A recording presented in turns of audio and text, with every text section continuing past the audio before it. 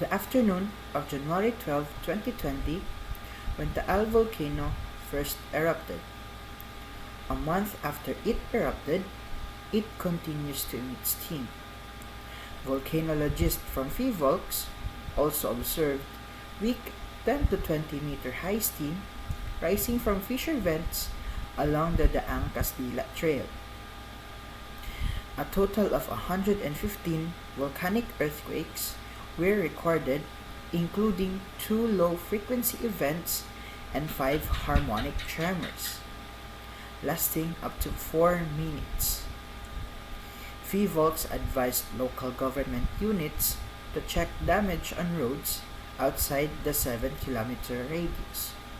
They have been also reminded that areas within a 7-kilometer radius from the crater should be kept off limits. What are the drastic effects of this disaster on the community? The drastic effects of the Taal volcano victims are they are experiencing symptoms of depression and anxiety because they are afraid to lose their homeland. Farmers left and lose a large portion of their rice field and livestock.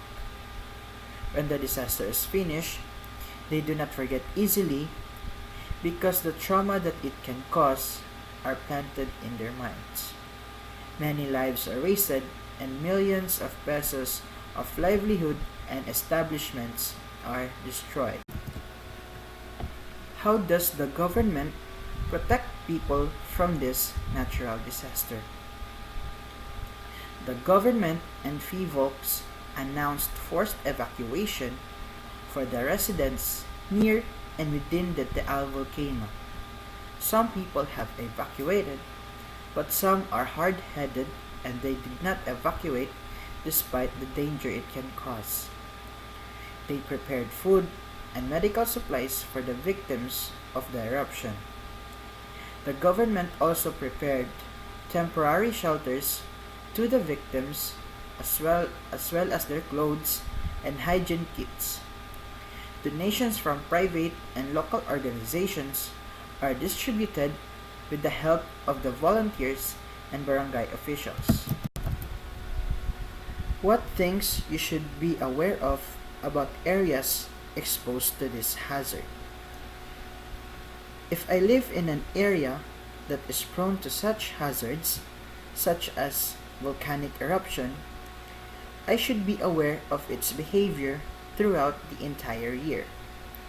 If its behavior suddenly changes, you should ready yourselves to evacuate when it misbehaved. Prepare all the things and also yourself to embrace the possibilities that you can go through. Be aware on what the government is trying to do on this situation and also follow their advices so that you can have extra knowledge and not relying on what you have learned. As a student, how can you assess the effectiveness of a proactive approach to emergency preparedness? As a student, taking precautionary measures earlier and observing the behavior of volcanoes within your area can help the community and your family to be safe when the volcano's behavior changes abruptly.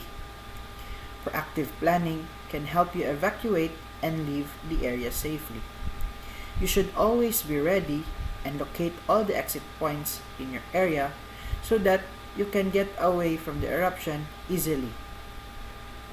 I also recommend contacting your loved ones that are near your location and shelter there for a moment until you can go home.